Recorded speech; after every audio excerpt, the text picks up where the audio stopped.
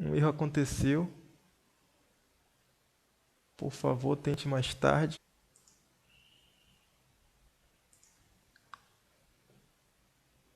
Aí nessa hora bate o desespero.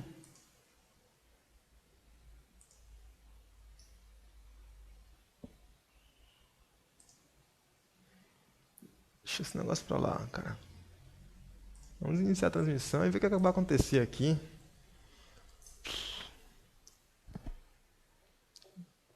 Será que está ao vivo? Será que está bugado? Não, estamos ao vivo. Deixa eu ver se o povo está tendo retorno aqui.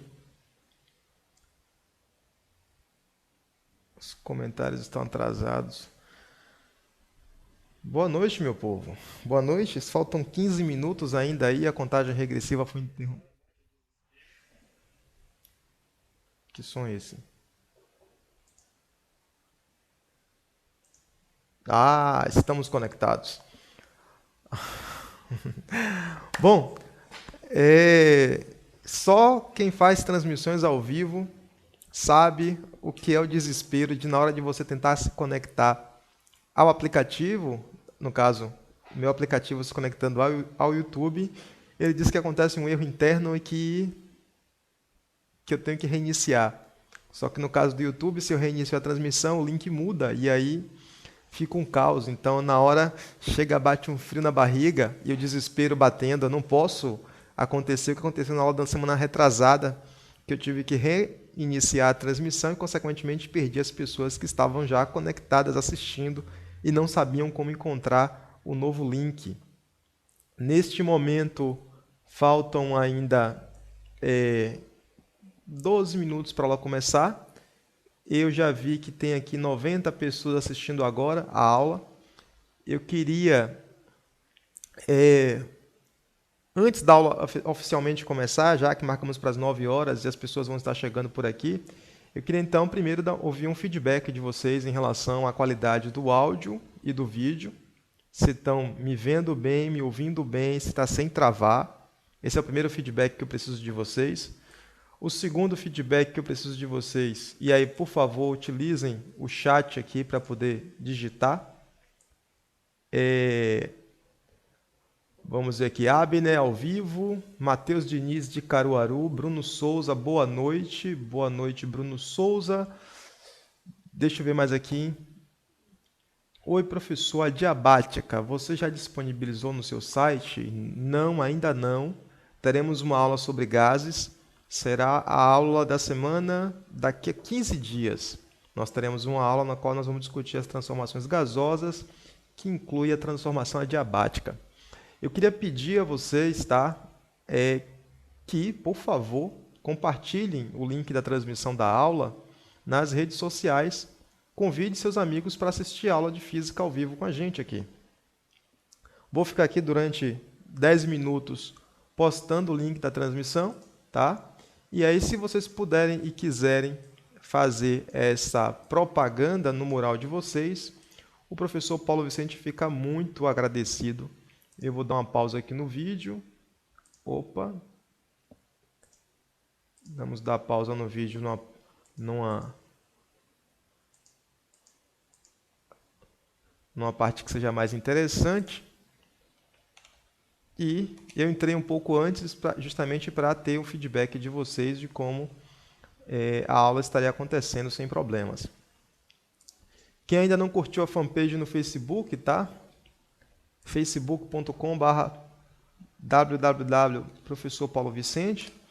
Quem acha complicado para curtir a fanpage é muito simples. Acesse o nosso site, fisicainterativa.com, que inclusive estará sendo repaginado em breve, nessa parte daqui do site, está de acordo com os conteúdos já do Enem.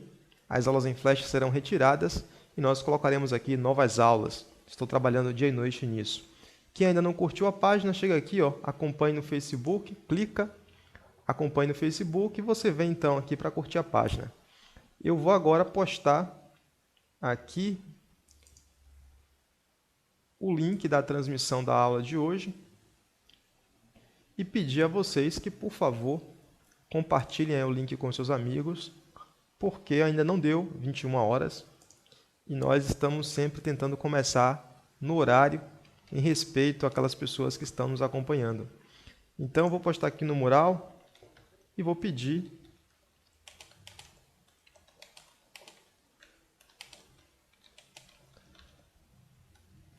uma novidade na aula de hoje é, assim que a aula terminar, eu vou disponibilizar um link para que vocês conheçam como funciona a sala de aula virtual. Então, na quinta-feira agora seria o dia que eu ia liberar a sala de aula virtual durante 2 horas para qualquer pessoa que queira participar de uma sessão de resolução de questões envolvendo leis de Newton e conservação da energia. Só que nesta quinta-feira eu vou acabar fazendo a reposição do pessoal que é assinante, já que na segunda-feira tivemos um problema e não tivemos o atendimento ao vivo.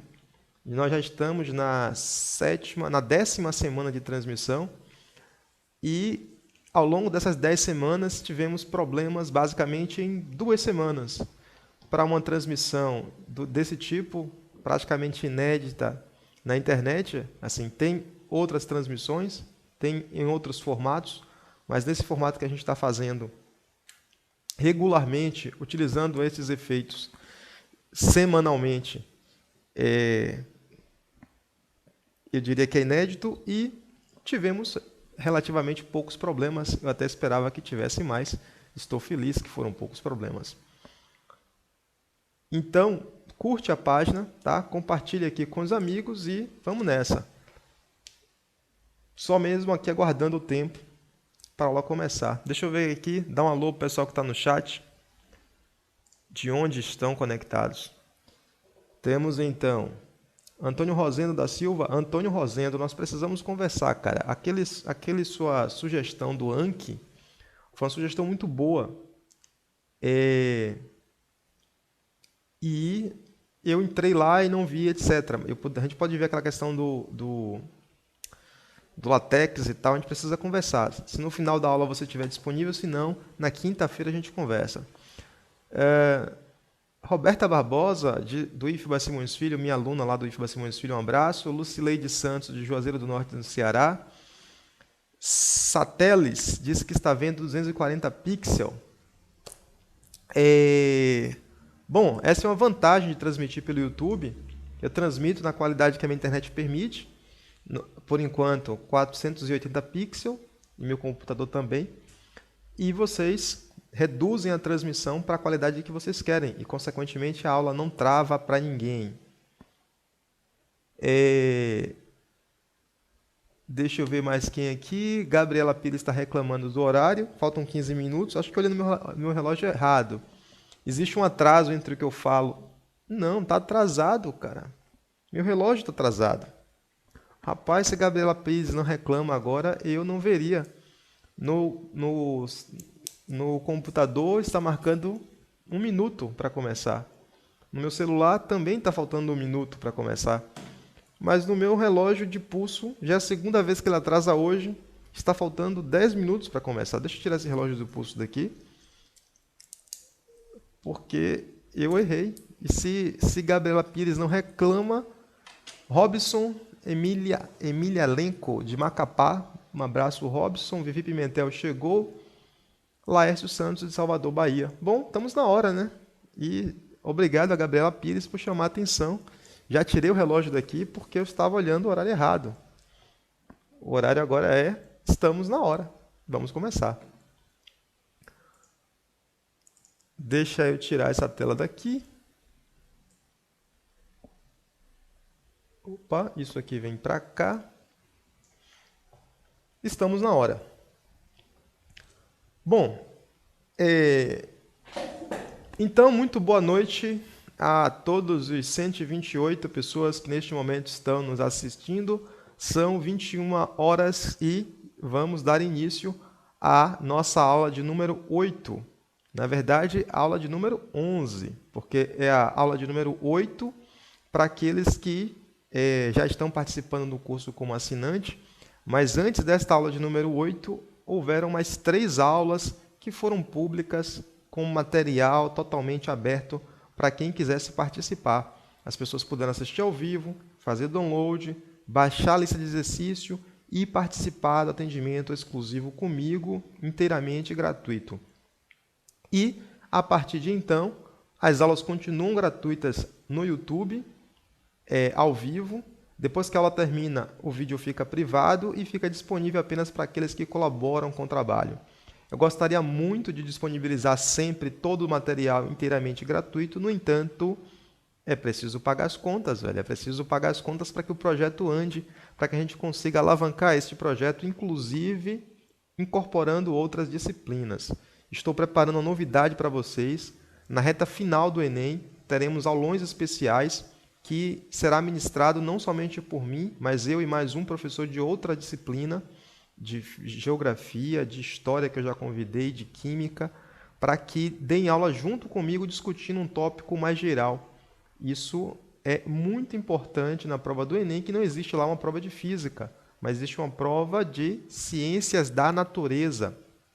E as disciplinas outras, por exemplo, têm conteúdos que são correlatos, tá? Tem conteúdos que a gente discute na física, mas também discute na geografia. Então, você verá na nossa revisão especial para o Enem, que vai acontecer na reta final, também ao vivo, aqui, direto do YouTube.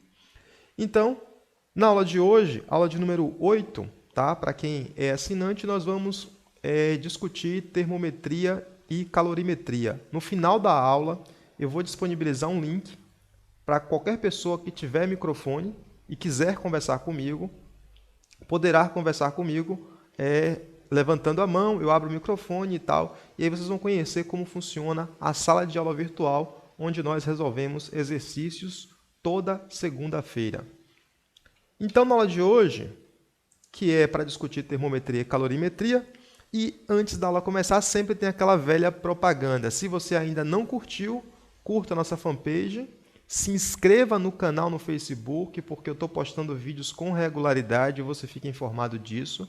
E essa transmissão também está ao vivo em minha página no Google+. Então, circule no Google+, e venha aprender física com a gente. Bom, chega de enrolação. Na aula de hoje, nosso objetivo é discutir a medida da temperatura, a medida do calor e como atacar exercícios com estes conteúdos. Na prática, vamos discutir o que é temperatura, como medir, o que é calor, como medir e as formas de propagação do calor. Então, as pessoas costumam confundir o conceito de temperatura com o conceito de calor. Tá? É muito comum, no cotidiano, as pessoas utilizarem os dois conceitos como se fossem sinônimos. No entanto, na física, nós dizemos que temperatura é uma grandeza que está associada à medida do grau de agitação térmica das moléculas que constituem o corpo, enquanto que o calor está relacionado com a medida da energia transferida de um corpo a outro quando eles estão com temperaturas diferentes. Então, a definição de temperatura e de calor é bem diferente uma da outra. Para ficar mais simples esta definição e vocês compreenderem a diferença entre um e outro, eu vou apresentar aqui para vocês dois simuladores. Esse simulador que aparece aqui é o simulador que... é do lado de cá. Esse simulador que aparece aqui é o simulador do FET Simulações em Física, que qualquer pessoa pode conectar, acessar, baixar, brincar e aprender física. Existe um outro simulador que fui eu que fiz. Primeiro, vamos discutir o conceito de temperatura utilizando o simulador do FET. Eu vou, nesse momento, botar aqui Paulo Vicente desaparecendo da tela e vou aqui abrir o simulador que vai tentar discutir o conceito de temperatura. Nesse simulador que você encontra no site FET Simulações em Física, você pode ter uma espécie de... parece bomba de bicicleta, e eu vou aqui colocar uma certa quantidade de gás. Observe que à medida que eu coloco a quantidade de gás, essas moléculas estão se batendo aqui no recipiente, e por estar se batendo aqui no recipiente, você tem uma associação a uma certa pressão. Então, existe uma certa pressão aqui. Eu posso, então, adicionar calor no sistema. Quando eu adiciono calor ao sistema, controlando aqui o calor, a gente observa que as moléculas têm um aumento na sua velocidade. E esse aumento na velocidade média das moléculas é justamente o que nós chamamos de um aumento da temperatura. Um aumento da temperatura está associado a um aumento médio da velocidade das moléculas que compõem a substância. Se neste momento, por alguma razão, vocês não estiverem vendo as moléculas se batendo muito rapidamente com a parede do recipiente, eu recomendo que você acesse o site FET Simulações em Física e baixe este aplicativo para que isso fique mais visível. Pode ser que durante a minha transmissão o computador não seja capaz de pegar a rapidez com a qual as moléculas estão se deslocando. Então, o aumento de temperatura está relacionado com o aumento médio das vibrações, da agitação térmica das moléculas. Tá, Paulo, beleza, já entendi. E aí? E o calor? Calor significa o quê? Bom, vamos nessa então. O que significa calor? Essa animação que eu coloco aqui é uma animação que eu fiz em 2005, quando eu estava começando a aprender a fazer site. Física interativa nem tinha nascido ainda. Eu trouxe aqui muito mais por uma questão de nostalgia, para poder mostrar para vocês há quanto tempo eu já estou nessa labuta de tentar ensinar física pela internet. Então, quando eu clico aqui em iniciar, este corpo está a 100 graus, esse aqui está a 19 graus, temperaturas diferentes. Quando eu junto os dois corpos, então começa a haver uma transferência de energia de um corpo para o outro. Esta transferência de energia, que vai do corpo mais quente para o corpo mais frio, enquanto estiver havendo esta transferência, esta energia transferida nós chamamos de calor. Uma vez que atinge a mesma temperatura, ou seja, atinge o equilíbrio térmico, não há mais transferência de energia. Se não há mais transferência de energia, não há mais calor. Portanto, calor e temperatura não são a mesma coisa. Observe que mesmo o corpo estando quente, e aqui próximo de 60 graus estaria relativamente quente, você não pode dizer que este corpo tem calor, porque calor não é uma propriedade que os corpos têm. Calor é apenas a energia que é transferida devido à diferença de temperatura. Ao longo da aula, isso vai ficar mais claro, porque eu vou voltar a bater nisso em um outro momento. Então, na física, a termometria é a parte que vai estudar a medida da temperatura, enquanto que a calorimetria é a parte que vai estudar a medida do calor. Na termometria, nós precisamos utilizar instrumentos que sejam capazes de medir esta agitação térmica das moléculas que compõem a substância. E estes instrumentos são os termômetros. Os termômetros utilizam o que nós chamamos de alguma das propriedades termométricas. Então, por exemplo, um termômetro digital, desses que a gente utiliza para medir febre, eles utilizam da propriedade de que, normalmente, o que tem aqui é algum tipo de material que, quando varia a temperatura, varia a resistência elétrica. A variação da resistência elétrica com a temperatura é capaz de ser medido por um dispositivo eletrônico, e com isso ele consegue medir a temperatura. Existe também este aqui, que é um dispositivo moderno. Ele é capaz de medir a temperatura sem encostar no corpo. Ele é um medidor de temperatura de infravermelho muito comum nas indústrias, onde você precisa medir a temperatura de fornos, por exemplo, e ninguém vai lá no forno encostar algo para medir a temperatura. Você consegue medir a temperatura à distância. Existe também esse termômetro aqui, que vocês veem comumente nos laboratórios de física, que é um termômetro a gente diz que é um termômetro de mercúrio. Na verdade, isso aqui não é mercúrio, isso aqui no máximo é alguma substância que dilata muito facilmente quando aquecido. Muitas vezes é álcool pintado com alguma coisa para colorir somente, tá? Raramente é um termômetro de mercúrio, de fato, porque o mercúrio, inclusive, nem vermelho ele é. E existe também os termômetros industriais, que muitas vezes utilizam uma lâmina bimetálica ou, às vezes, dependendo da situação, a expansão dos gases para poder medir a temperatura. Aí depende do tipo de termômetro industrial que a gente está utilizando. Então, existem vários tipos de termômetros, todos eles com o objetivo de medir a temperatura. Na hora de medir temperatura, assim como para medir qualquer coisa, eu preciso estabelecer uma forma de medir.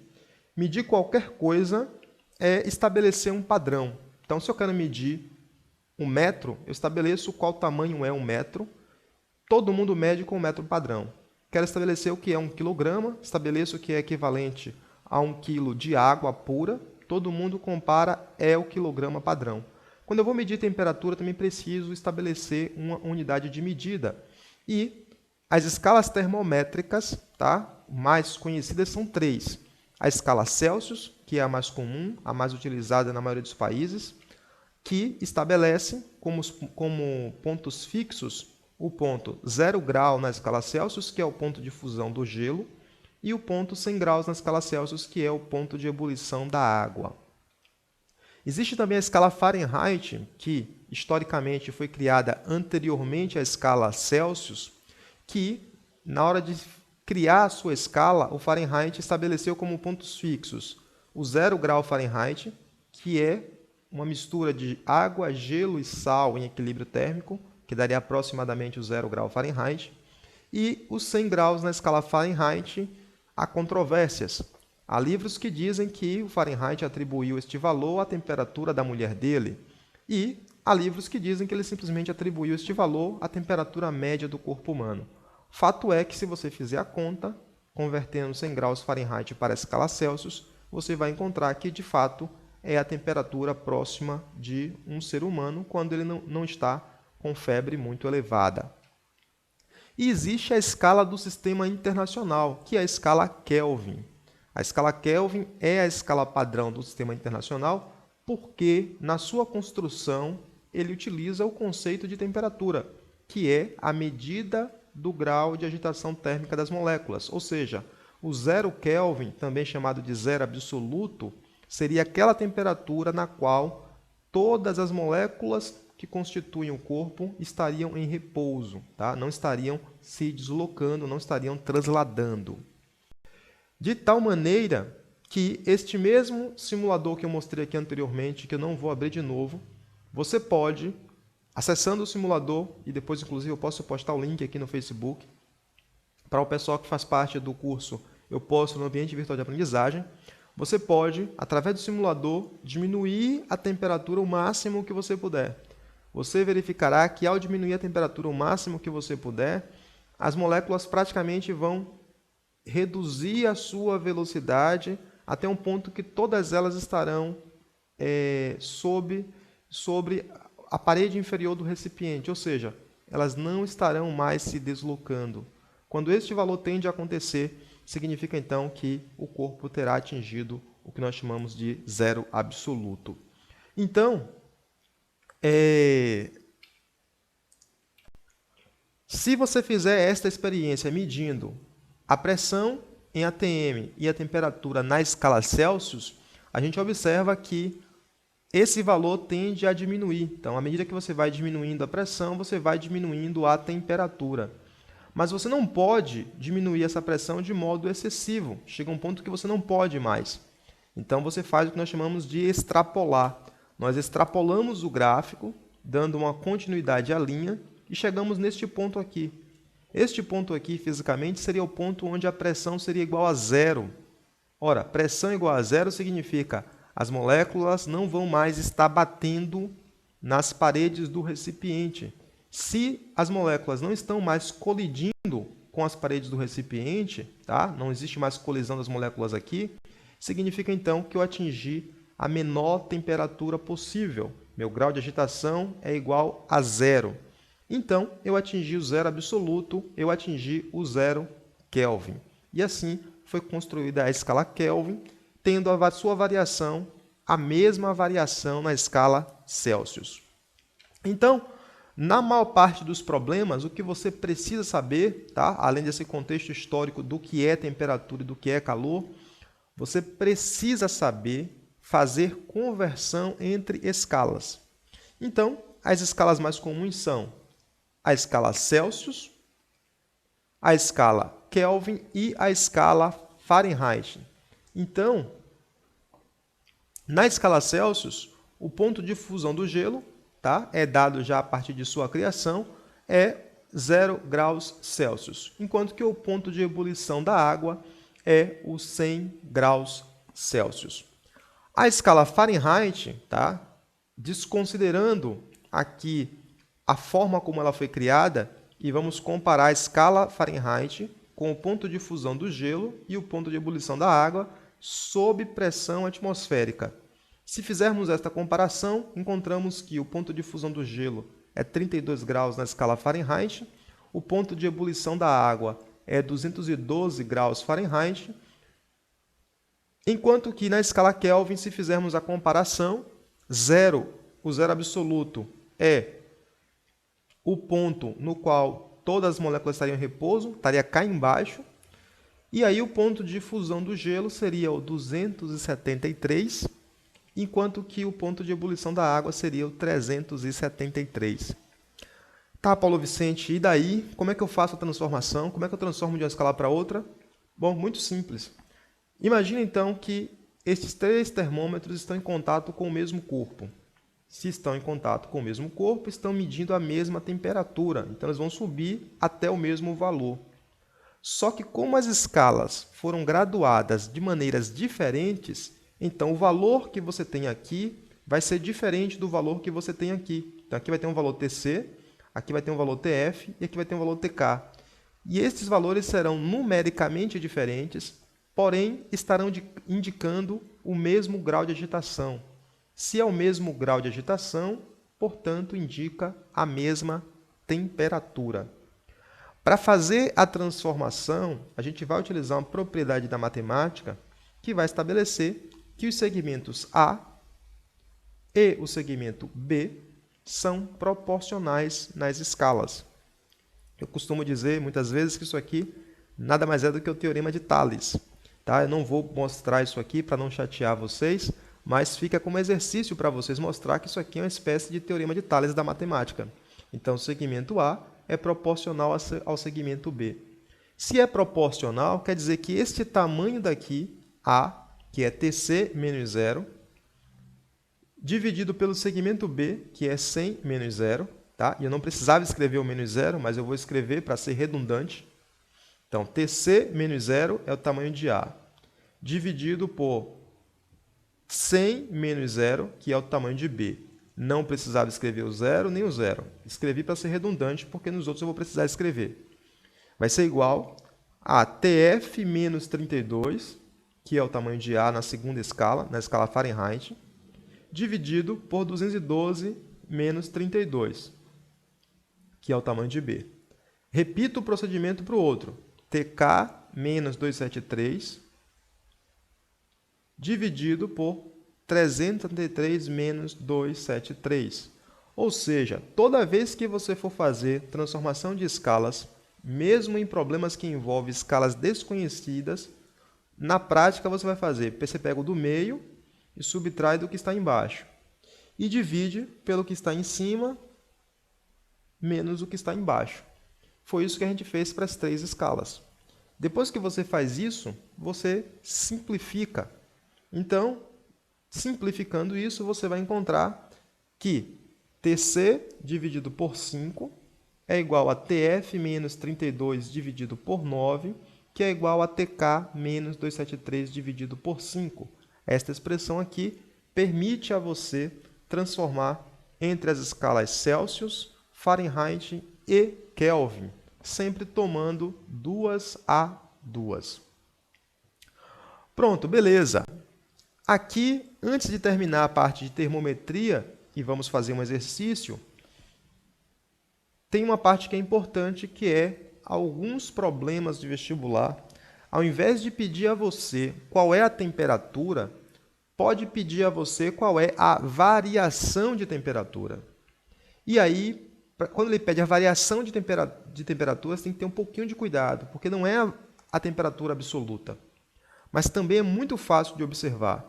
Observe que quando na escala Celsius, tá? Você tem uma variação de temperatura que é igual a 100 graus Celsius, você tem uma variação de temperatura na escala Fahrenheit que é igual a 180 graus Fahrenheit, que é a variação do 0 para o 100, do 32 para o 212.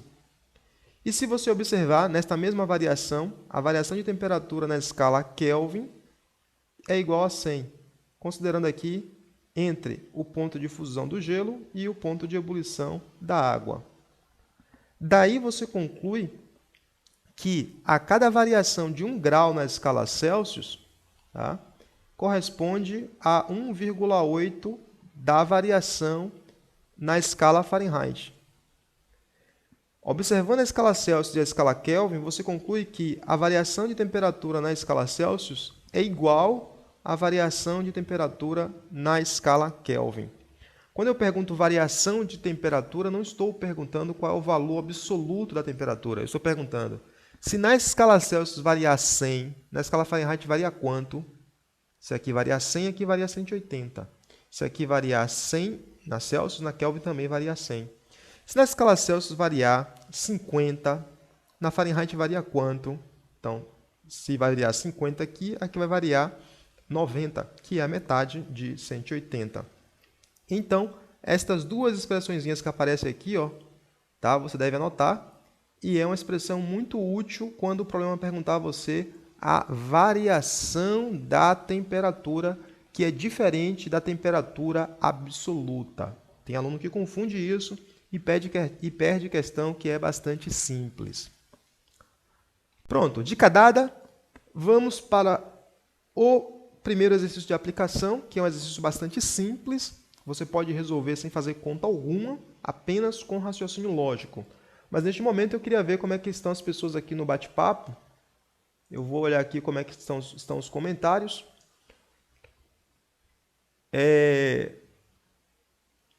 Deixa eu ver aqui. Lucas Bandeira, cheguei. Júnior de Bom Jardim. Tiago Lopes disse que já viu essa aula 1 milhão de vezes.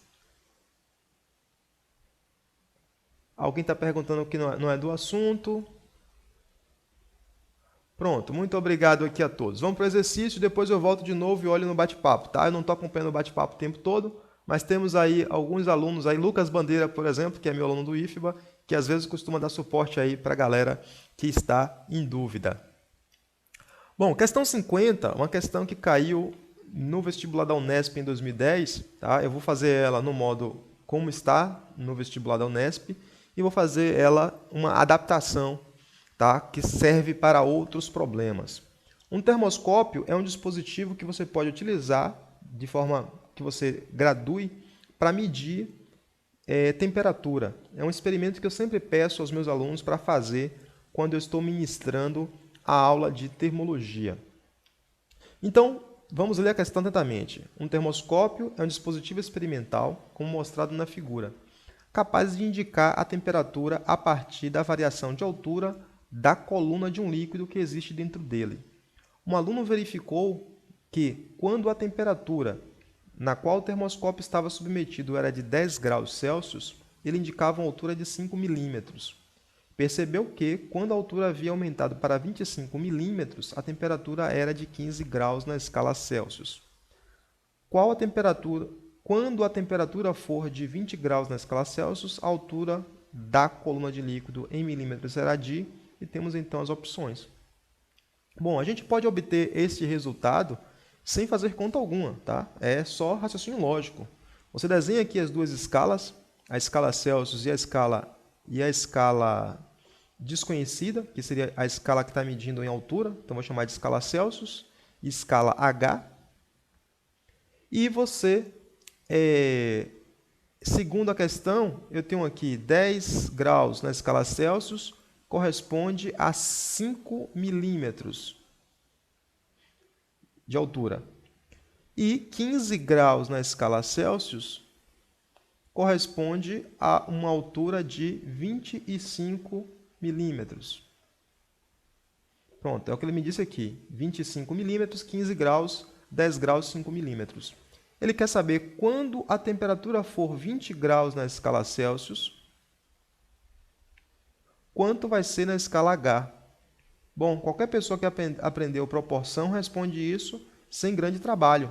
Tá? Você observa que daqui para aqui variou 5 e daqui para aqui variou 5.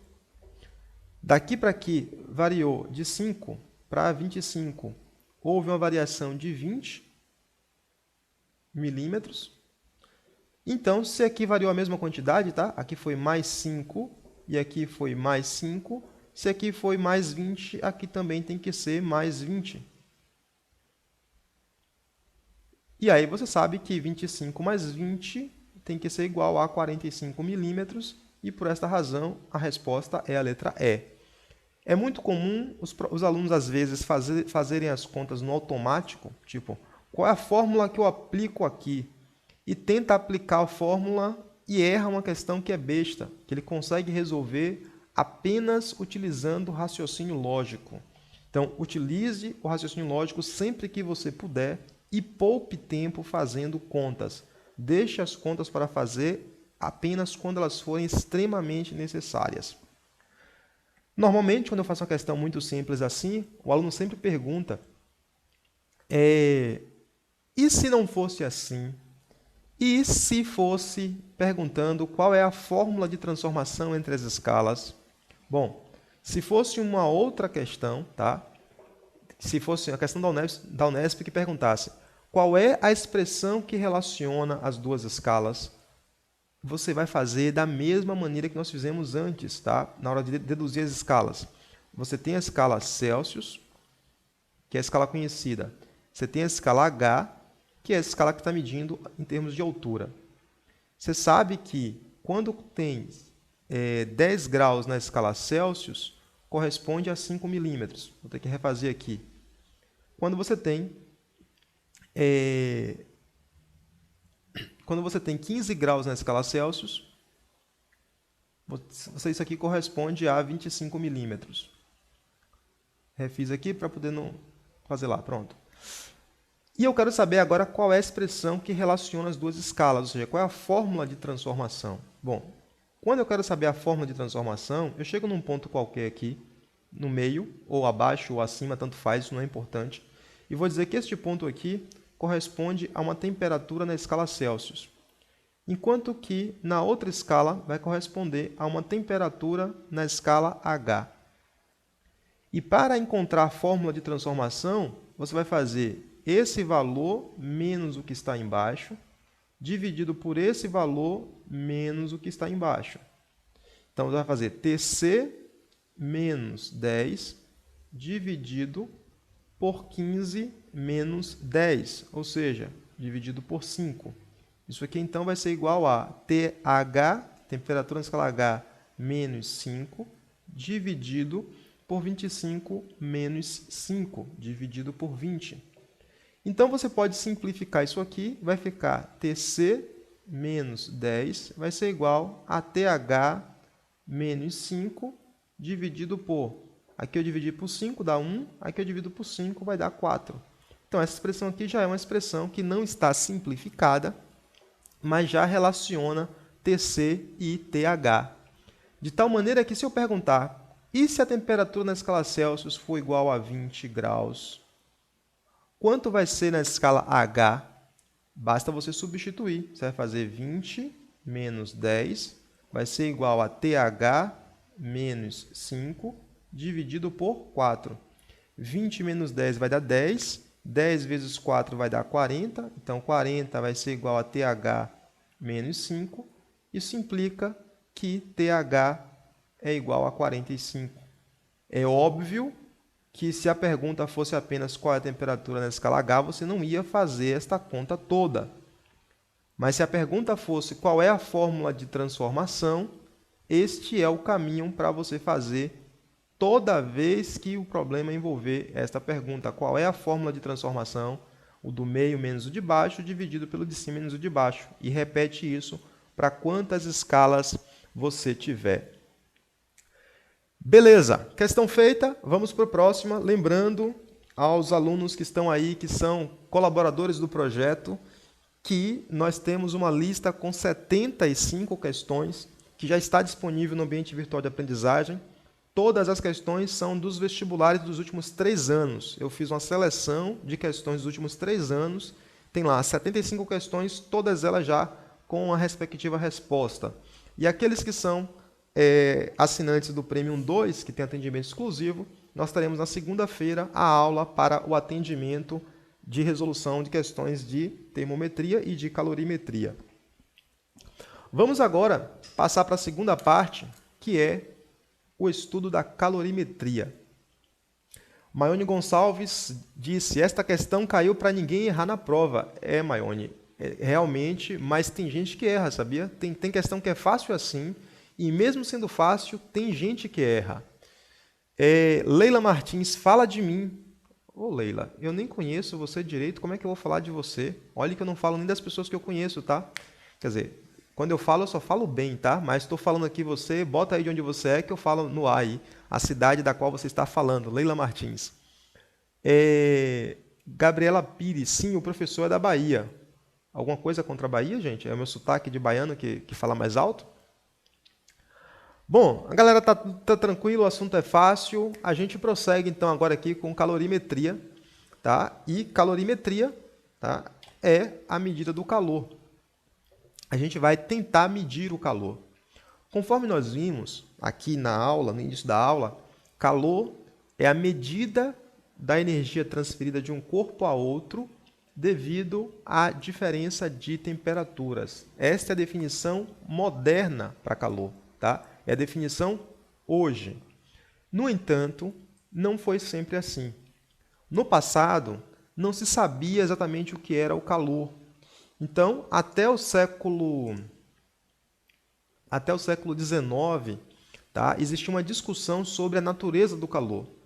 Newton já havia defendido a ideia de que o calor estava relacionado com o movimento interno das moléculas do corpo.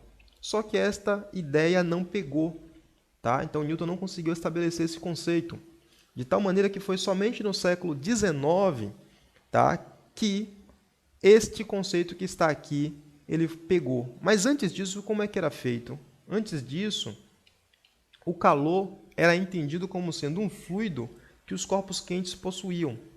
E quando um corpo quente encostava no corpo mais frio, ele cedia a este fluido. Então, ele diminuía a sua temperatura, enquanto o outro aumentava a temperatura. Se esta teoria fosse verdadeira, significa então que você não pode aumentar a temperatura de um corpo sem encostar num corpo mais quente. Só que já tinha se observado que apenas o fato de você atritar dois corpos provoca um aumento de temperatura. Então, por exemplo, neste momento, tá? Deixa eu voltar aqui. Neste momento, aqui na minha sala está, deixa eu ver quantos graus, 22 graus. Mas meu corpo está trabalhando, minha temperatura da mão deve estar algo em torno de 36 graus, 37 graus. Esta temperatura e essa temperatura são exatamente iguais.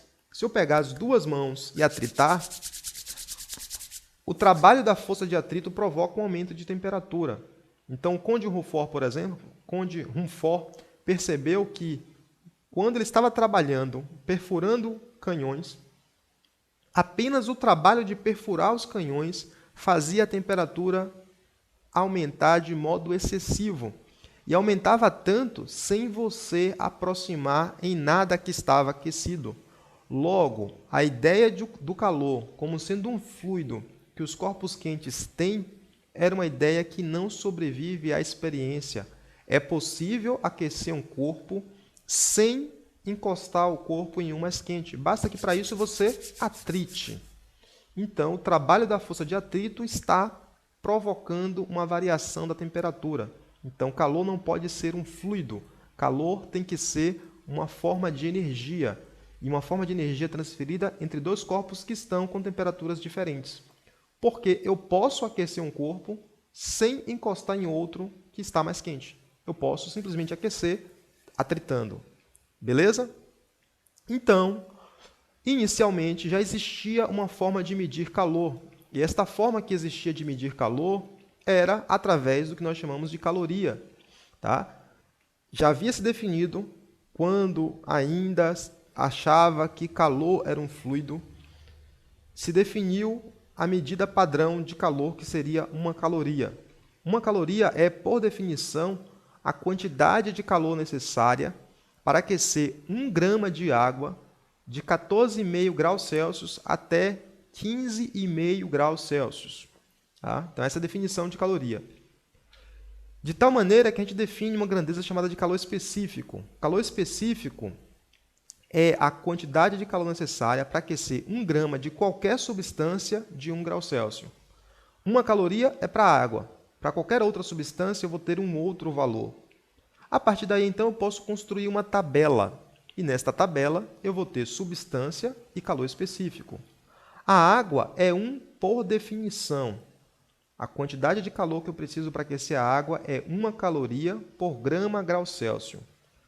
Agora, se eu pegar a mesma quantidade de calor que eu forneci à água e fornecer ao alumínio, ele vai aquecer quanto? Ele vai aquecer mais. E vai aquecer mais por quê? Porque ele tem um menor calor específico. Então, observe que o alumínio tem um calor específico de 0,22 calorias por grama grau Celsius. Quer dizer que se você fornecer a mesma quantidade de energia à água e ao alumínio, a água precisa de 1 caloria para 1 grama variar a temperatura de 1 grau Celsius, enquanto que o alumínio precisa de apenas 0,22, ou seja, é quase 5 vezes mais fácil aquecer o alumínio do que aquecer a água. Isso tem aplicações importantes, tá? Inclusive aplicações importantes no Enem, que cobra sempre esses conceitos do cotidiano. Todo mundo sabe que a água demora muito de aquecer e demora muito de esfriar. Então, quem tem tanque de água em casa sabe que num dia ensolarado, até às 8 da noite, se você vai tomar banho, significa que a água ainda está agradável, está morna. Quem já entrou na água de noite do mar ou de um rio, sabe que se o dia for ensolarado, de noite a água ainda está agradável. Por quê? Porque a água precisa fornecer muita energia, receber muita energia para aquecer e precisa ceder muita energia para esfriar. A água tem um alto calor específico. Já o alumínio tem um baixo calor específico, por essa razão ele vai aquecer e esfriar mais rapidamente. Beleza. Tendo entendido esses conceitos, vamos agora fazer a seguinte relação. Eu disse para vocês que calor é visto como energia, mas antigamente calor era visto como um fluido.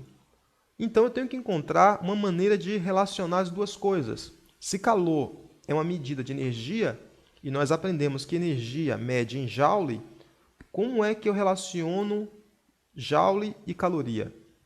Esta experiência foi feita por alguns cientistas e os livros sempre trazem como exemplo apenas a experiência de Joule, tá? Como sendo Joule que estabeleceu o equivalente mecânico do calor.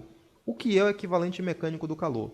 Você pega um dispositivo contendo água aqui dentro, coloca um termômetro aqui, então temos um termômetro aqui, temos água aqui, temos uma paleta.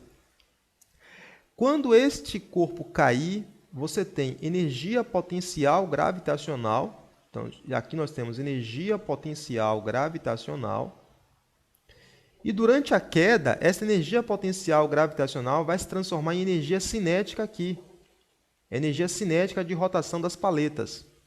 Essa energia cinética de rotação das paletas vai fazer com que a água aumente a sua velocidade. Se o experimento for muito bem realizado e for muito bem preciso, é possível mostrar que vai haver um aumento de temperatura indicado pelo termômetro sem você fornecer calor nenhum. Você não vai encostar isso aqui em algo mais quente e apenas a variação de energia potencial gravitacional se transformando em energia cinética agita a água e vai ocorrer uma variação na temperatura. Esta medida muito precisa permite você calcular a quantidade de energia que é modificada aqui, a energia potencial gravitacional, e essa energia potencial gravitacional vai estar sendo convertida em energia térmica. Fazendo essa experiência muito cuidadosamente, tá? Não é com qualquer tipo de dispositivo, tem que ser muito cuidado para poder fazer, a gente chega à seguinte conclusão. Uma caloria, que é a quantidade de energia ou calor. Agora, observe que eu botei calor e energia, tá vendo? Uma caloria agora é a quantidade de calor ou de energia necessária para aquecer 1 grama de água de 14,5 graus Celsius até 15,5 graus Celsius. Quanto isso equivale no sistema internacional? Uma caloria equivale a 4,186 joules. Na grande maioria dos problemas, manda aproximar isso para 4,2, às vezes 4, depende do problema, depende da questão. Fique atento, geralmente não é preciso decorar. O que é preciso saber é que caloria é uma forma comum de medir energia, baseado na teoria antiga do calor, e joule é a forma no sistema internacional de medir energia. Então, calor e energia no sistema internacional são medidos em joule, mas a caloria também é aceita. Eu queria nesse momento dar uma pausa e dizer que nós temos 145 pessoas assistindo a aula e 9 pessoas deram like na aula. Então, meu povo, por favor, não custa nada, baixa o mouse um pouquinho, dá um like na aula, dá um gostei na aula. Depois essa aula ela fica recortada, tá?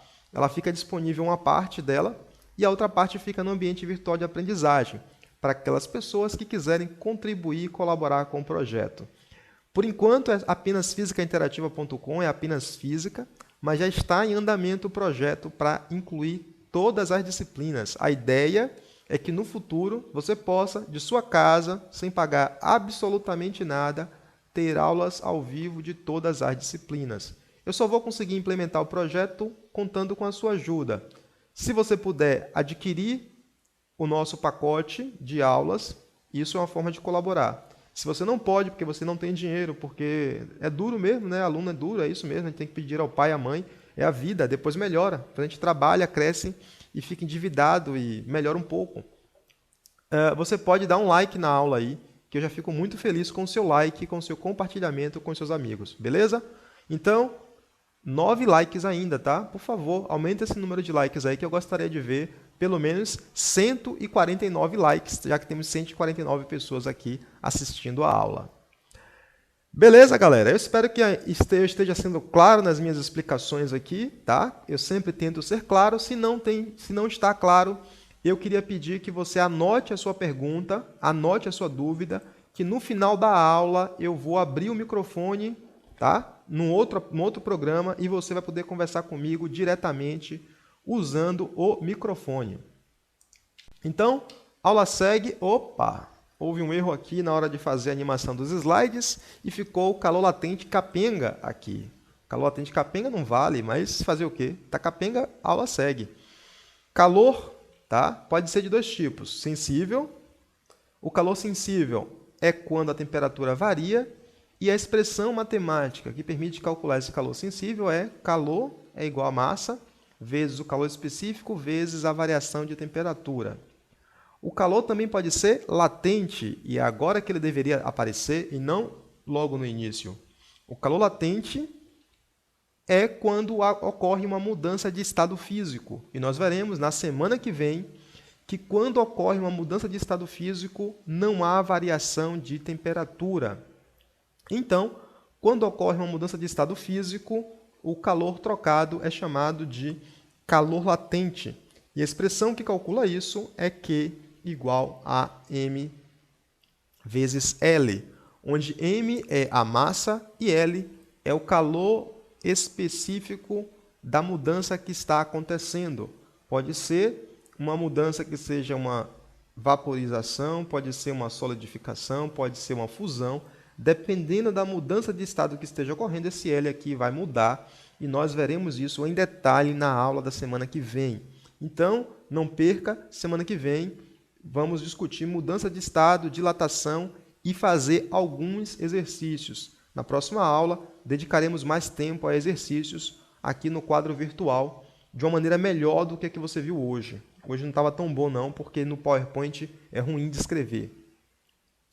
Bom, o calor específico que antes nós definimos de maneira conceitual como sendo a quantidade de calor e energia necessária para fazer uma massa de 1 grama de uma substância variar a temperatura de 1 grau Celsius, eu posso também definir matematicamente utilizando a expressão que permite calcular a quantidade de calor sensível.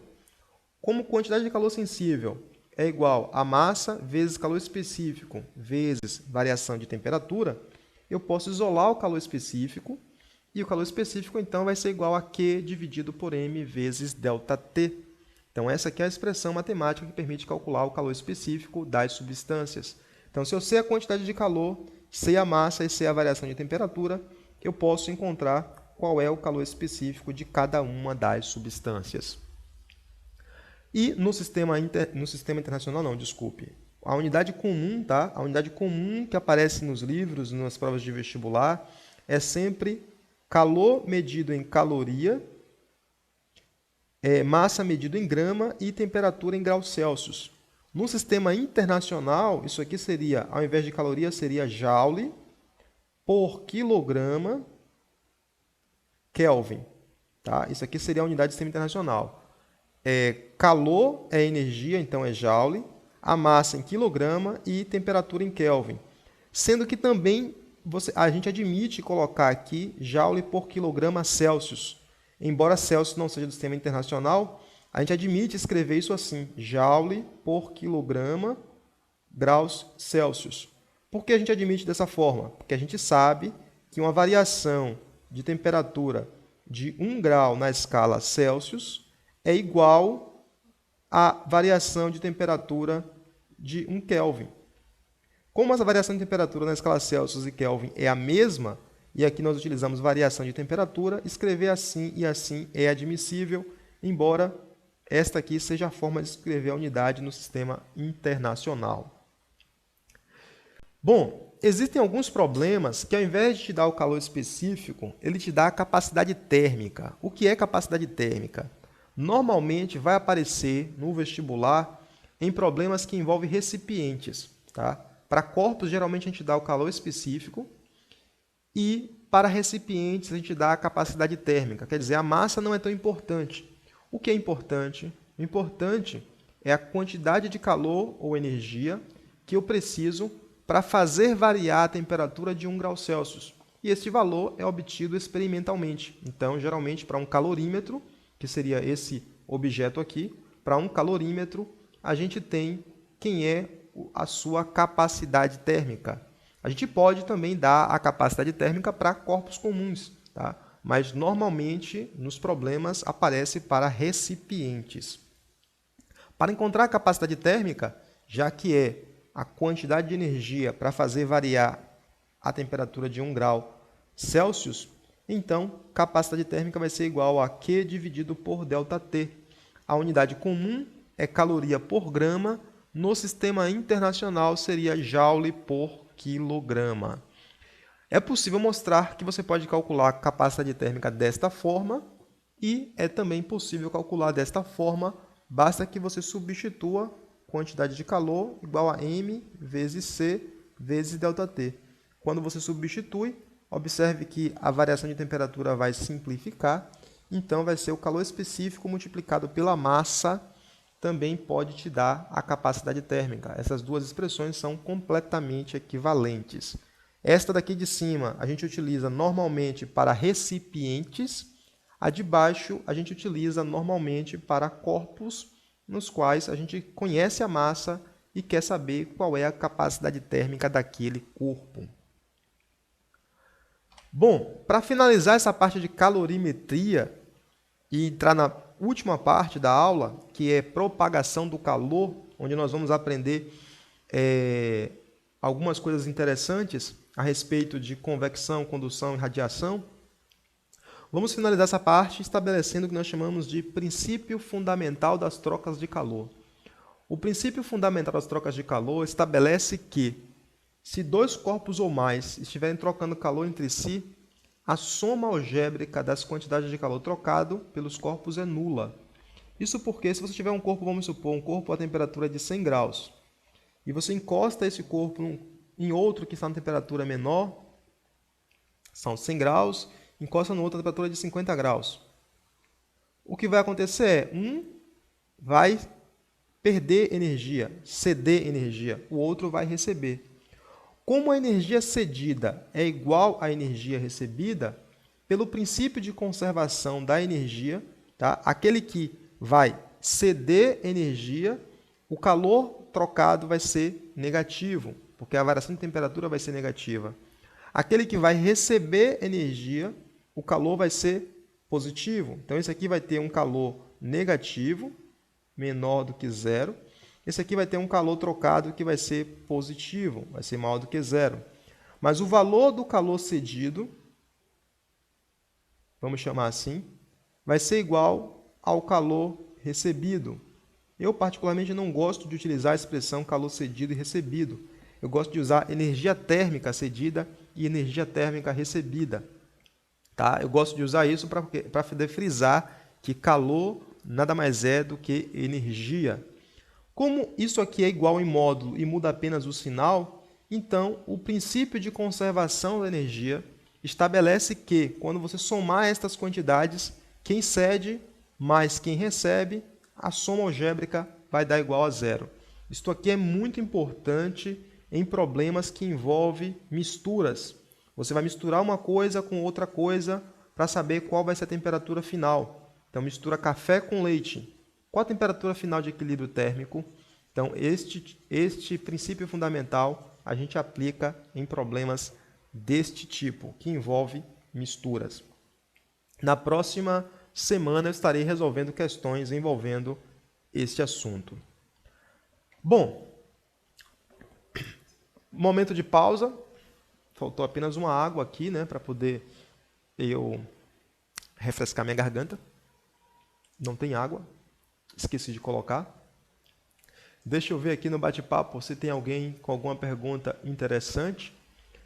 Nós temos aqui Iris Suzy, por sinal, a nossa aluna do curso lá, que não desapareceu, mas depois a gente conversa. Saudade de Salvador, adoro o sotaque baiano, Vanessa Ferreira. Felipe Catarino, PV imitando sempre.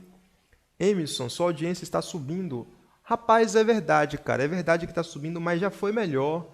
Já tivemos aqui 170 pessoas online, já tivemos 210 pessoas conectadas, inclusive esse ano. Nosso recorde esse ano é de 200 e poucas pessoas online. A meta é chegar na véspera do Enem, quando os alunos já estão no desespero, chegar aí a 1.000 pessoas online. E vamos lá, a meta é atingir o máximo de pessoas possível. Eu consigo, se você me ajudar aí compartilhando o link da transmissão. Bom, neste momento são 140 pessoas assistindo, são 21 horas e 53 minutos e eu tenho 99 likes. Ainda tem gente me devendo like aí, tá? Tem 40 pessoas que não clicaram dando like aí no vídeo. Ô, gente, não custa nada. Bom, vamos nessa, tá? Like enviado. Obrigado, Leila Martins, pelo like enviado. Vamos nessa. Vamos agora finalizar a aula com propagação de calor e vou já liberar aqui, tá? Eu prometi a vocês que no final da aula eu ia liberar a sala de aula virtual para que vocês pudessem fazer perguntas utilizando o microfone. A sala de aula virtual já está pronta. Opa, já está pronta aqui. Eu só vou precisar logar aqui com meu login e senha. E eu vou liberar o link, tá? Quando tiver faltando 10 minutos para a aula acabar mais ou menos, eu vou liberar o link. Vocês baixam o aplicativo do GoToWebinar. É um aplicativo que roda em Java. Se você não tiver o Java instalado, não vai funcionar. Se você não tiver um Java atualizado, não vai funcionar. E todo mundo que tem microfone consegue levantar a mão e dizer: professor, estou com dúvida. Eu abro o microfone, todo mundo escuta. Eu vou lá, pego o quadro virtual, resolvo as questões, tá? É como a gente tem feito aqui o atendimento e tem funcionado muito bem com os alunos que têm participado.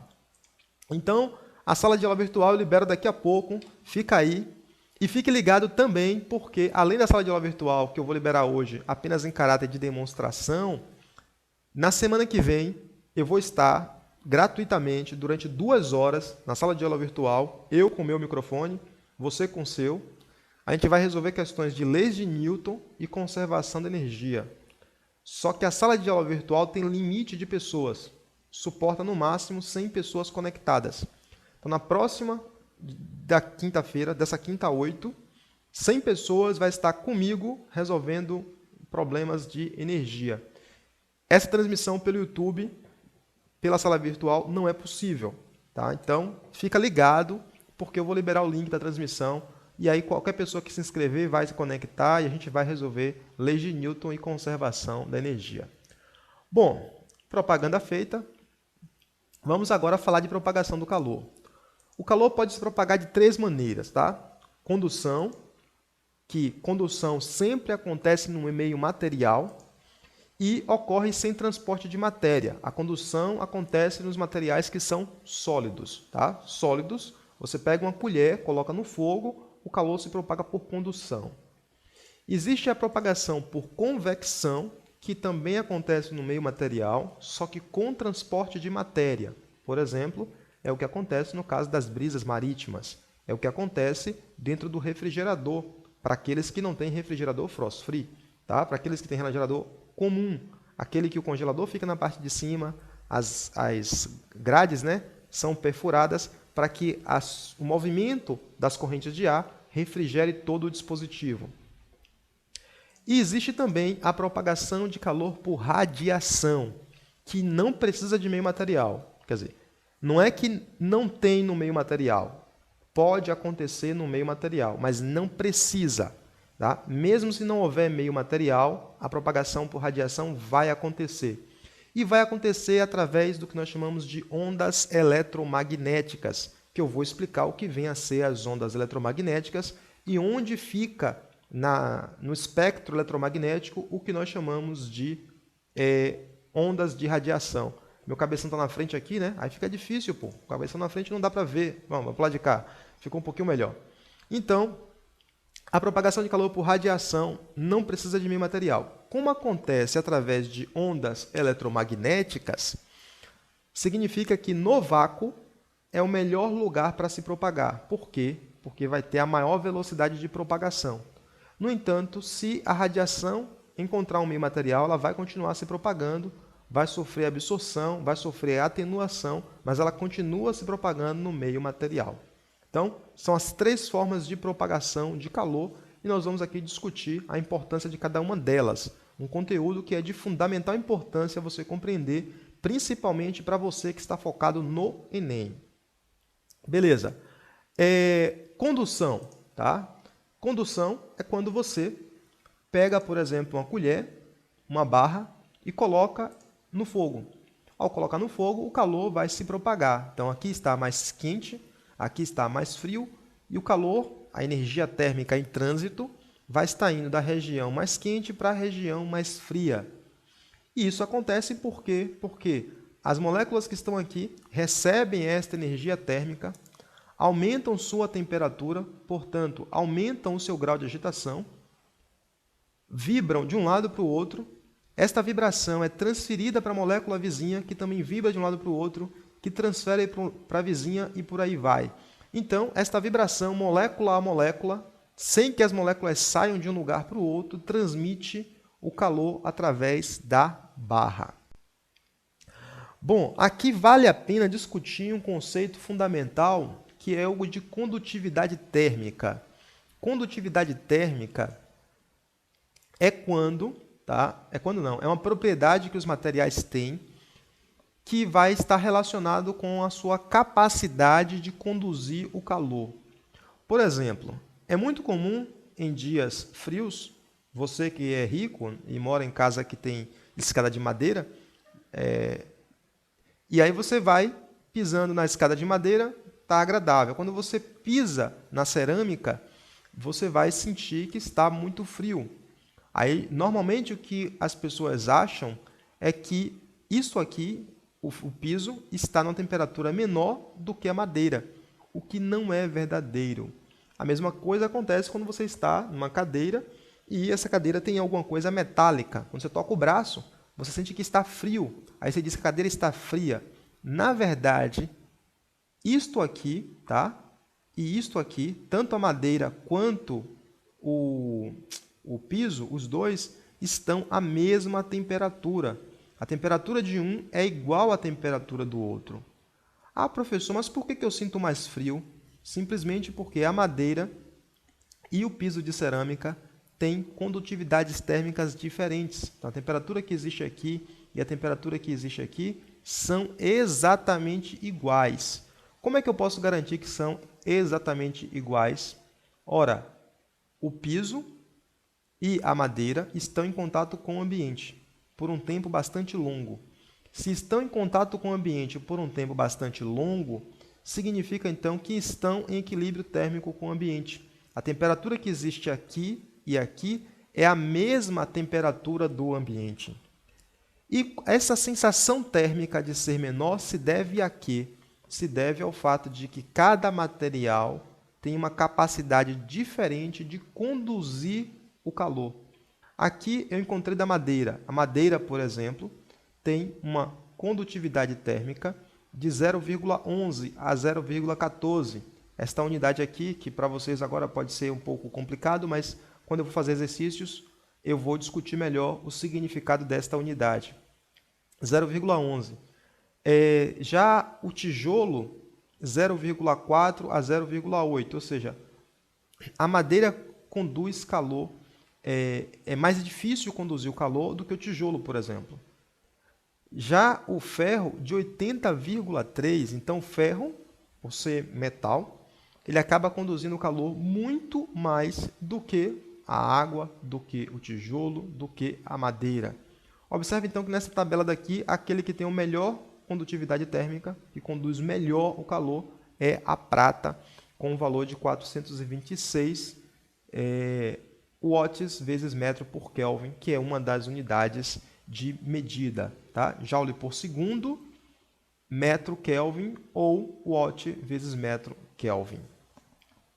Bom, existe uma lei, tá? Uma fórmula matemática que permite a gente calcular como se dá a condução térmica quando se dá entre duas fontes com temperaturas diferentes. Aqui eu botei uma fonte a 100 graus e aqui a 0 graus ligados por uma barra.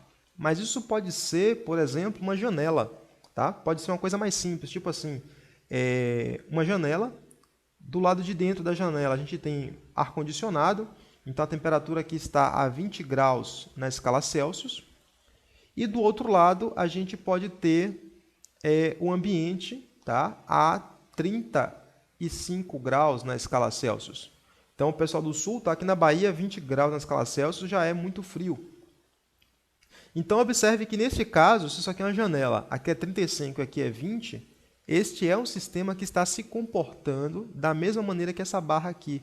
O calor vai estar fluindo da região que está mais quente para a região mais fria, atravessando uma barreira aqui, a janela, que tem um comprimento L, que nós vamos chamar de espessura. Então, isso que eu botei para essas barrinhas hipotéticas aqui, serve muito bem para você analisar o fluxo de calor através de uma janela de uma sala que tem ar-condicionado, por exemplo. Tá? A expressão matemática que permite calcular o fluxo de calor através desta janela é dado por essa expressão daqui. O fluxo de calor vai ser igual a condutividade térmica multiplicado pela área, multiplicado pela diferença de temperaturas, tá? Temperatura da fonte quente menos a temperatura da fonte fria, nesse caso aqui 100 menos 0, dividido pela espessura ou dividido pelo comprimento. Tá? Nesse caso aqui, dividido pelo comprimento L. No caso de uma janela, dividido pela espessura da janela, que alguns livros colocam isso como sendo E. Então, essa expressão aqui é a expressão que permite calcular a condução térmica de calor entre duas fontes, tá? Ligados por uma barra ou, no caso de uma janela. Bom, convecção. Tá? Convecção, o melhor lugar para explicar isso é uma geladeira. Para aqueles que não têm geladeira chique. Tá? Tem gente com geladeira que o congelador fica na parte de baixo. Já existe isso hoje. Existe geladeira que é frost-free, que não precisa das grelhas aqui, porque a refrigeração acontece aqui por trás. Mas as geladeiras antigas, tá? Do tipo que eu tenho aqui em casa, ela é uma geladeira que o congelador fica na parte de cima. Você não deve, sob hipótese alguma, colocar plástico nas grelhas aqui. Por que você não deve? Porque o ar que está aqui na parte de baixo, ele é um ar que está mais aquecido, uma temperatura mais alta. Este ar mais aquecido fica menos denso, então ar menos denso sobe. O ar menos denso sobe e encontra o congelador que está frio. Então ele fica mais denso, então ele fica mais pesado. Fica mais pesado, ele desce. Isso aqui que está acontecendo, esse movimento, ar quente sobe, ar frio desce, nós chamamos isso de correntes de convecção. E observe então que as correntes de convecção, para acontecer, precisa de meio material. Precisa que exista as moléculas de ar. E porque existem as moléculas de ar, é que nós temos então as chamadas correntes de convecção. Só que nesse caso está acontecendo transporte de matéria. As moléculas que estão aqui entram em contato com o alimento, aquecem, ficam menos densas, sobem. Entram em contato com o congelador, ficam mais frias, mais densas, descem. Então o movimento de moléculas é que forma a corrente de convecção. Isso pode acontecer num gás, que é o caso aqui, o ar, mas também pode acontecer no líquido. Quando você coloca uma panela de água no fogo, tá? O movimento que você observa da panela borbulhando, subindo e descendo, é também o que nós chamamos de correntes de convecção. Tem uma opção aqui, apagar todas as informações de borracha. Qual a aplicação disso, além de geladeira, professor, que pode cair no Enem? Uma das aplicações, por exemplo, seriam as brisas marítimas. Você deve saber que lugares que ficam muito afastados do mar, tá? Afastados de regiões litorâneas, durante o dia faz um calor infernal. Durante a noite faz muito frio. Por que que isso acontece? Já regiões que estão próximos do litoral, isto não acontece. O calor específico da areia é aproximadamente 0,25 calorias por grama grau Celsius. O calor específico da água, nós vimos aqui que é 1 caloria por grama grau Celsius. Isto quer dizer que quando o Sol aquece ao mesmo tempo a areia e ao mesmo tempo a água, a areia vai aquecer 4 vezes mais.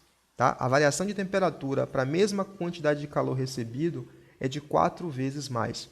Quando eu forneço 1 caloria aqui, para 1 grama, a variação vai ser apenas de 1 grau Celsius. Quando eu forneço 1 caloria aqui para apenas 1 grama, a variação vai ser de 4 graus na escala Celsius.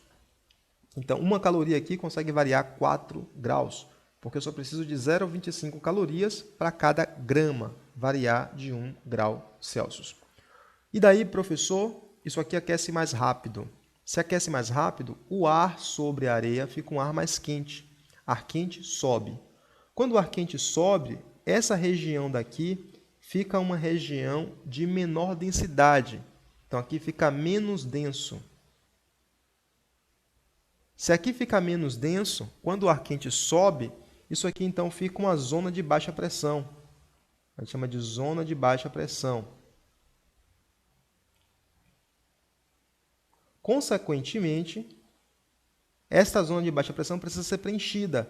E aí o ar que está sob o oceano vem para esta região de baixa pressão. Então a gente tem durante o dia o ar soprando relativamente, né, comparando com o continente, o ar sobre a água está mais frio. Então esse ar sopra do mar para a terra. Estas brisas aqui nós chamamos de brisas marítimas. Vocês também estudam isso em geografia. Por esta razão que eu disse que a gente vai ter aula de física com geografia aqui. Aguardem e confiem. À noite o processo se inverte, tá? Porque aqui vai esfriar mais depressa do que aqui. Então, a areia vai esfriar muito mais depressa do que a água. Então, o ar aqui vai estar mais quente quando comparado com o ar no continente. O ar quente vai ficar menos denso, vai subir. Ar quente sobe, significa então que aqui fica uma zona de baixa pressão. Essa zona de baixa pressão precisa ser preenchida. E para ser preenchida, o ar que está mais frio no continente vai se movimentar para esta região. Então, o ar frio daqui acaba soprando para o continente. Isto, inclusive, é uma propriedade que os pescadores antigos utilizavam para poder pescar, quando os barcos não tinham motores e eram movidos à vela. Deve ter observado que do livro que eu tirei essa fotografia, tá? Os pescadores utilizavam a noite para se mandar para o alto mar, aproveitando a brisa soprando do continente para o mar, e durante o dia o processo inverso, aproveitava a brisa para voltar para a terra. Isso é algo muito antigo que não faz o menor sentido hoje em dia em tempos de motores elétricos. Radiação, a última forma de propagação do calor. Isso aqui é um experimento que você pode fazer em sua casa com certo cuidado para você não se queimar. Se você pegar o ferro de passar e colocar sua mão embaixo, tá?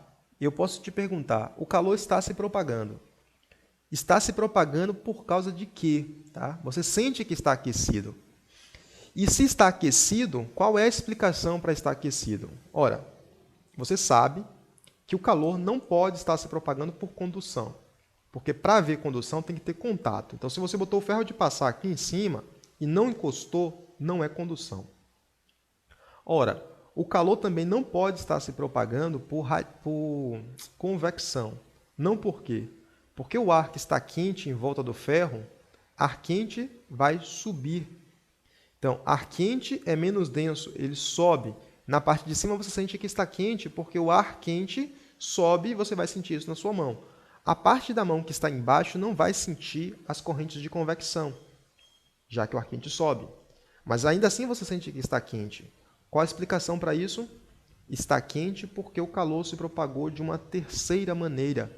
Esta terceira maneira é radiação, que é a propagação de calor através de ondas eletromagnéticas. Ora, cadê o mouse? Mouse, volte para cá. Isso.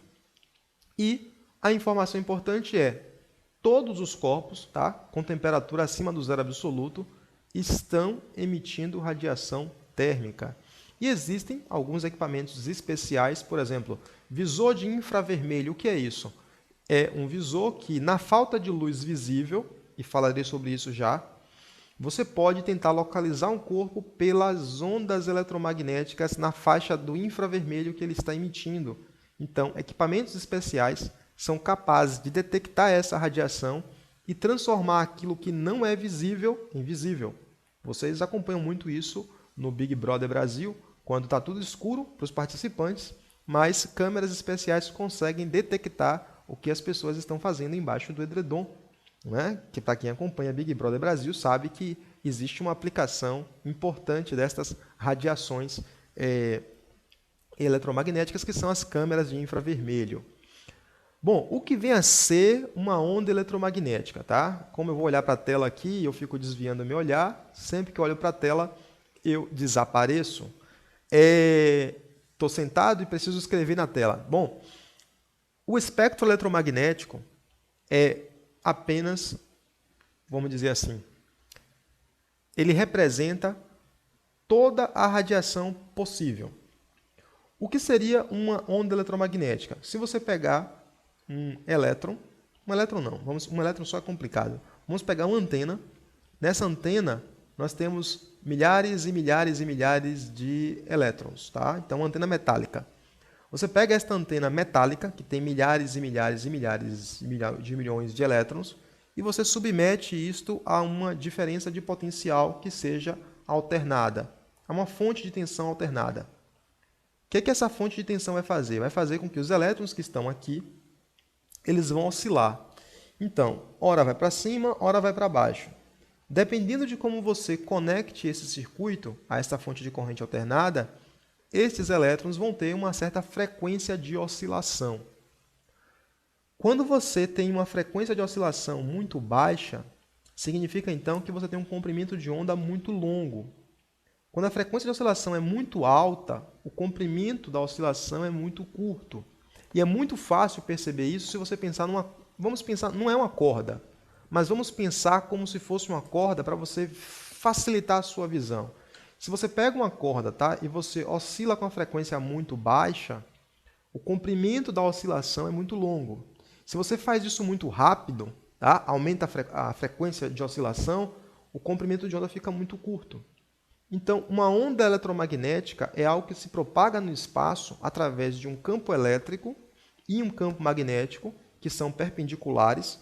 Então, o campo elétrico oscila numa direção e o campo magnético oscila numa direção que é perpendicular ao campo elétrico.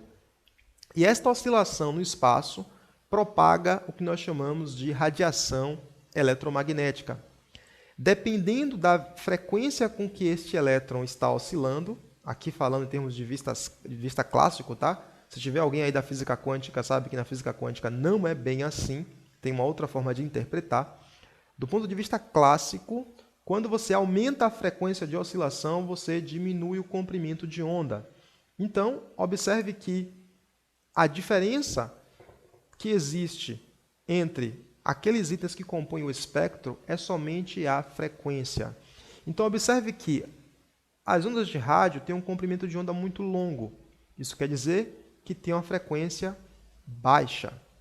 Aí você tem, na sequência, aumentando aqui, tá, a frequência de oscilação. Você tem, então,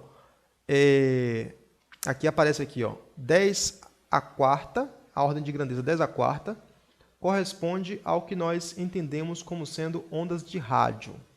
A frequência 10 elevado à oitava já está quase entrando aqui no que nós chamamos de micro-ondas.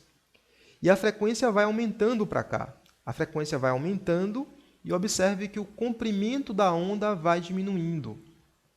Quando a gente chega entre 10 elevado a 12, tá? Mais ou menos, quando algo tem essa frequência de oscilação, significa então que vai estar mais ou menos na região do infravermelho. É essa região daqui que se propaga o que nós vamos chamar de ondas de calor, vamos chamar assim. A onda de calor fica feio, na verdade, embora alguns livros expressem assim, vai se propagar o que nós chamamos de radiação térmica. A radiação térmica é uma onda que se propaga através de um campo elétrico e de um campo magnético, cuja frequência em Hz equivale a 10 elevado a 12 Hz. Quando chega no 10 elevado a 14, nós temos a radiação visível. Tá? A radiação visível é da ordem de 10 elevado a 14 Hz. A ultravioleta já é da ordem de 10 a 16. Raio-X da ordem de 10 elevado a 18. E raios gama da ordem de 10 elevado a 20. Então, esta linha que aparece aqui está indicando o que nós chamamos de espectro eletromagnético. A diferença de ondas de rádio para de micro-ondas é apenas o comprimento da onda e, consequentemente, a sua frequência. A mesma coisa acontece para as outras partes que compõem o espectro eletromagnético. Nesta outra figura que está aqui, tá? Eu peguei o espectro visível, que é uma pequena parte do espectro eletromagnético, e peguei uma figura que está ampliado. Observe que aqui agora está numa ordem invertida em relação a de lá. Aqui ele está pegando da frequência mais alta e indo para a frequência mais baixa. E aqui eu tenho outras coisas que não aparecem na primeira figura. Então, alta frequência, raios gama, comprimento de onda muito curto. Depois, raio-x, vai diminuindo a frequência e aumentando o comprimento de onda. Ultravioleta, luz visível que fica entre o ultravioleta, olha o violeta aqui, e o vermelho. E é por esta razão que eu chamo de ultravioleta. Ultravioleta porque fica depois do violeta. Infravermelho porque fica abaixo do vermelho. Abaixo em termos de frequência. A frequência é abaixo do vermelho, a frequência é acima do violeta.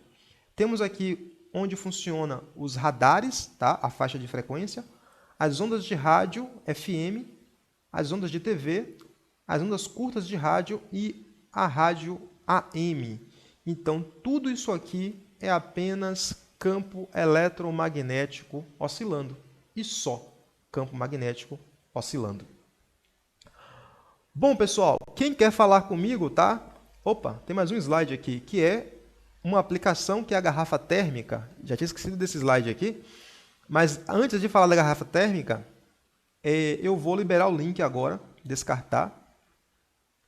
Eu vou liberar o link para vocês falarem comigo. Quem quiser conhecer agora a sala de aula virtual, tiver microfone e quiser falar comigo, eu vou abrir aqui agora o link da sala de aula virtual e vou postar na nossa fanpage no Facebook. E aí qualquer pessoa que esteja conectado, queira entrar, vai poder perguntar como é que o curso funciona. Eu vi que tinham pessoas ali no bate-papo perguntando como é que funciona o curso. Eu também quero participar, eu quero baixar essas aulas e tal. Beleza, vou liberar agora aqui o link, copiando o link e postando lá na minha fanpage no Facebook, na fanpage do fisicainterativa.com. Então, postando aqui na fanpage, ó, vocês vão poder clicar no link. Tem que instalar o aplicativo do GoTo Webinar.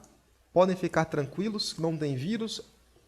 O GoToMeeting e o GoTo Webinar é de uma empresa grande, a Citrix, e eu sou um assinante. Eu pago ao GoTo Webinar para usar o serviço.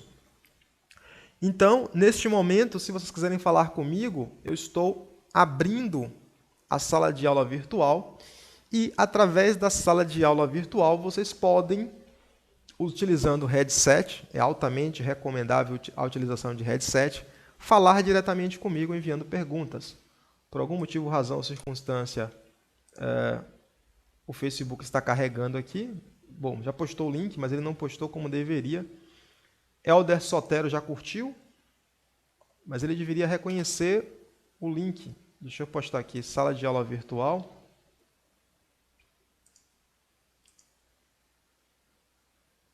Pronto, como resolver problemas de física, era assim que ele devia aparecer. Sala de aula virtual, demonstração. Então, quem tiver alguma dúvida sobre a aula de hoje, quem tiver alguma dúvida sobre como funciona o curso, principalmente sobre como funciona o curso, basta entrar no link que eu acabei de postar aqui. Opa, do lado de cá. Do lado de cá, eu ainda continuo esquecendo os lados, eu consigo aumentar também. O link aqui na sala de aula virtual, como resolver problemas de física. O Facebook está meio que travado aqui, por alguma razão, motivo ou circunstância. Bom, neste momento eu vou abrir a sala de aula virtual e... Opa! Era para eu clicar aqui? Por que está pedindo login e nome? Eu sou o administrador desse negócio? Ah, tá. Eu cliquei no lugar errado, professor. Vivi Pimentel me pediu para eu não fazer o que eu faço na sala de aula. E quase que eu faço agora, Vivi. Se você estiver aí me ouvindo, agora eu pensei em você quando eu não falei, professor Anta. Eu estou abrindo agora a sala de aula virtual. E aí vai aparecer lá esse aviso, tá? De instalar o GoToWebinar. No meu caso, como eu sou administrador, mesmo sendo administrador, ele vai instalar o pluginzinho e vai abrir a sala. Então aqui ele já está abrindo a sala para mim.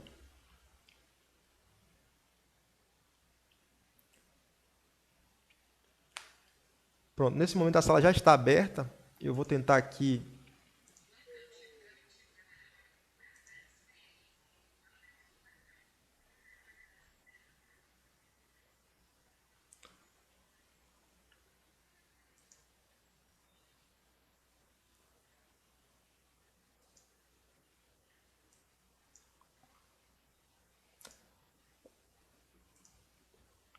Vocês ouvirão uma pessoa falando inglês que está, na verdade, dando instruções, tá? Ela está dando instruções para você. A sala de aula virtual, ela já está aberta aqui. E eu já tenho aqui, Maione Silva já está conectado. Quando você entra na sala de aula virtual, existe a possibilidade de você... Opa, minha área de trabalho está aberta aqui. Existe a possibilidade de você... como é que chama? Alguns recursos do tipo, Se você tiver com dúvida em alguma coisa, você pode levantar a mão. E levantando a mão, eu abro o microfone e você pode falar. Então, nesse momento, eu ainda não iniciei a transmissão, mas eu sei que Maione Silva já entrou aqui na transmissão. Tá? Agora, na minha aula aqui, só faltaria explicar como funciona a garrafa térmica, e essa explicação é muito simples, baseada na ideia de condução, convecção e radiação. Na próxima terça-feira, eu vou estar de novo ao vivo, e na próxima terça eu vou falar sobre dilatação térmica, mudanças de fase e vou fazer exercícios. Então, se você gostou dessa aula, dá um like na aula, convida seus amigos. Semana que vem estamos de novo, toda terça-feira, ao vivo, a partir das 20 horas. Hoje, para fazer um teste de audiência, eu coloquei a partir das 21 horas, porque alguns alunos que são assinantes estavam reclamando de que moram em São Paulo e não conseguem chegar em casa a tempo de participar da aula. Então eu joguei para as 21 para saber se eu conseguia atender as pessoas e terminar até as 10h30. Eu acho que foi bom, o público foi maior. Eu queria aqui no bate-papo, tá? Enquanto as pessoas não entram na sala de aula virtual, e só temos uma pessoa até agora, só Maione, eu queria saber o que é que vocês acham em relação ao horário. Tá? Esse horário da aula de hoje está um horário bom. Tá? Começando às 9 horas é melhor do que começar às 19h30. Perguntas no chat, por favor.